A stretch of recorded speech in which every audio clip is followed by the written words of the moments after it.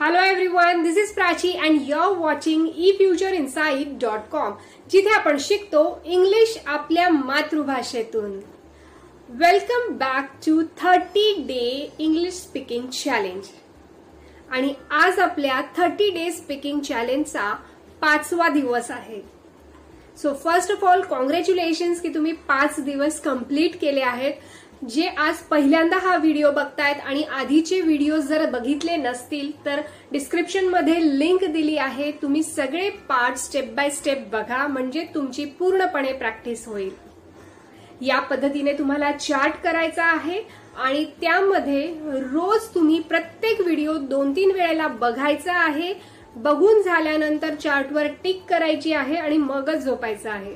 आणि आज आपण आपल्या 30 डे स्पोकन इंग्लिश चॅलेंजचा 5व्या दिवसाची प्रॅक्टिस करतो आहोत. So without wasting time let's get started.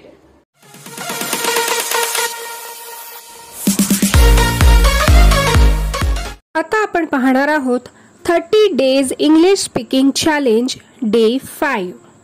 त्यात आपण पाहणार आहोत पास्ट टेन्स म्हणजे भूतकाळात कम्युनिकेशन कसे केले जातात, संवाद कसे साधले जातात. इंग्रजी भाषेत भूतकाळाच्या क्रियेलाही वर्तमान काळाप्रमाणेच 4 प्रमुख विभागात वाटण्यात आलं आहे. First past indefinite, past continuous, past perfect and past perfect continuous. For example, Ram studied, Ram was studying, Ram had studied and fourth is Ram had been studying since morning. असे हे 4 वाक्य आहेत. म्हणजेच अनुक्रमे राम स्टडीड, रामने अभ्यास केला, यावरून एवढे कळते की भूतकाळात क्रिया पूर्ण झाली, पण केव्हा झाली हे निश्चित नाहीये. बरोबर. नेक्स्ट आहे राम वॉज स्टडिंग, राम अभ्यास करीत होता, यावरून कळते की भूतकाळात क्रिया चालू होती, संपली नव्हती. आणि नेक्स्ट आहे राम हॅड स्टडीड, म्हणजे रामने अभ्यास केला होता, म्हणजे भूतकाळात क्रिया पूर्ण झाली होती. Next Ram had been studying since morning, Ram सकाळपासून अभ्यास करीत होता, अर्थात क्रिया एका निश्चित वेळेपासून सुरू होती. तर अशा प्रमाणेच तुम्हाला लक्षात येईल की आपण डीड, वॉज वर, हॅड आणि हॅड बीनचा वापर पास्ट टेन्स मध्ये करत असतो. तर यामध्ये कम्युनिकेशन कसं केलं जातं, कन्व्हर्सेशन्स कसे केले जातात हे आपण बघणार आहोत. पहिलं कन्व्हर्सेशन जे आपण बघणार आहोत ते आहे यूज ऑफ डीड. यात आपण डीडचा वापर करून कसे सेंटेन्स तयार केले जातात हे बघणार आहोत. यामधला संवाद एका टीचर आणि उमा या दोघांमधला आहे. टीचर, तू काल लवकर उठलीस का? Did you get up early yesterday? Did you get up early yesterday? प्रत्येक सेंटेन्स तुम्हालाही बोलायचं आहे. Yes ma'am, I got up early. Yes ma'am, I got up early. तू पावलोणी खाल्लेस का? Did you have bread and butter? Did you have bread and butter? हो ma'am, मी खाल्ले. Yes ma'am, I did. Yes ma'am, I did. Rajni तुझ्याकडे दुपारी आली का? Did Rajni come to you at noon? Did Rajni come to you at noon? नाही, ती आली नाही. No she didn't. No she didn't. हा निबंध तू रात्री लिहिलास का? Did you write this essay at night? Did you write this essay at night? नाही, हा मी लिहिला नाही, माझ्या भावाने लिहिलाय. No I didn't write it but my brother did. No I didn't write it but my brother did. Conversation number 2, use of was and वर. या कन्व्हर्सेशन मध्ये आपण वॉज आणि वरचा वापर करणार आहोत. हा संवाद आहे एका शिक्षकाचा आणि रमेश या नावाच्या मुलाचा. टीचर, काल तू बाजारात गेला होतास का? Were you out for shopping yesterday? Were you out for shopping yesterday? हो, मी काल बाजारात गेलो होतो. Yes sir, I was. Yes sir, I was. तू चालता चालता पुस्तक वाचत नव्हतास का? Were you not reading a book while walking? Were you not reading a book while walking? हो सर, मी चालता चालता वाचत होतो. Yes sir, I was reading a book while walking. Yes sir, I was reading a book while walking. Rama पण चालता चालता वाचत होती का? Was Rama also reading while walking? Was Rama also reading while walking? नाही, ती फक्त ऐकत होती. No, she was just listening. No, she was just listening. तुझ्या घरी तुझी आत्या गात होती काय? Was your aunt singing at your house? Was your aunt singing at your house? नाही, माझी बहीण गात होती. No, it was my sister. No, it was my sister. Conversation number 3, use of had. Conversation between Kamal and Vimal. तू सिनेमाला गेली नव्हतीस का?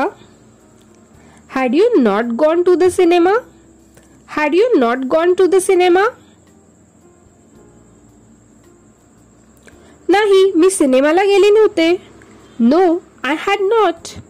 No, I had not. त्याने दुकान बंद केले होते का? Had he closed the shop? Had he closed the shop? हो, त्याने दुकान बंद केले होते. Yes, he had. Yes, he had. तो तुम्हाला कालपर्यंत भेटला नव्हता का? Had he not met you till yesterday? Had he not met you till yesterday?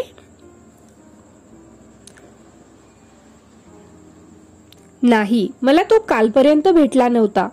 No, he hadn't. No, he hadn't. काल तू खेळायला गेला नव्हतास का?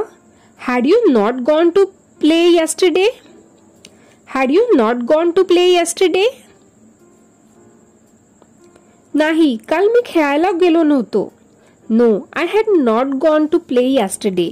No, I had not gone to play yesterday. Conversation 4, use of had been. Conversation between Naresh and Ramesh. गेल्या 2 तासापासून तू अभ्यास करीत होतास काय? Had you been studying for last 2 hours? Had you been studying for last 2 hours? होय, कारण काम पूर्ण करून पिक्चरला जाण्याचा बेत करीत होतो. Yes, because I had been planning to see a film after finishing my work. पण तुझ्या बरोबर राम का अभ्यास करीत होता? But why Ram also had been studying with you? But why Ram also had been studying with you? कारण तो देखील माझ्या बरोबर पिक्चरला येण्याचा हट्ट करतोय. Because he had also been insisting on going with me for the film. Because he had also been insisting on going with me for the film. पण तुझी आई तर म्हणत होती की तुझा मित्रांबरोबर फिरायला जाण्याचा विचार होता. But your mother was saying that you had been planning to go out with some friends. But your mother was saying that you had been planning to go out with some friends. आधी आम्ही असाच विचार करत होतो, पण नंतर कार्यक्रम बदलला. Yes, previously we had been planning something of the sort, but later we changed our program.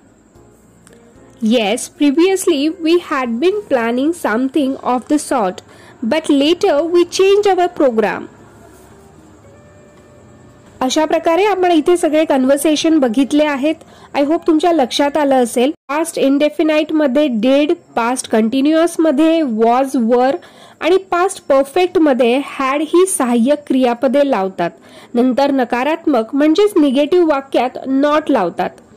प्रश्नार्थक interrogative वाक्यात डिड, वॉज, वर आणि हॅड ही सहाय्यक क्रियापदे वाक्याच्या सुरुवातीला येतात. Let's see the examples. Affirmative sentence. I ate bread and butter. मी पाव लोणी खाल्ले. याचं जर निगेटिव्ह करताना तुम्ही पाहू शकता की आपण करतोय I did not eat bread and butter. जेव्हा याचं इंट्रोगेटिव्ह करायचं असेल तेव्हा आपण डिडने वाक्याची सुरुवात करायची आहे आणि सेंटेन्स आपलं तयार होणार आहे की did I eat bread and butter. Did I eat bread and butter. तुमच्या लक्षात आलं असेल की आपण डिडने वाक्याची सुरुवात केली आहे.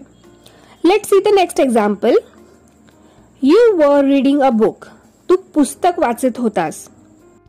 याचा निगेटिव्ह करताना आपण करूया you were not reading a book.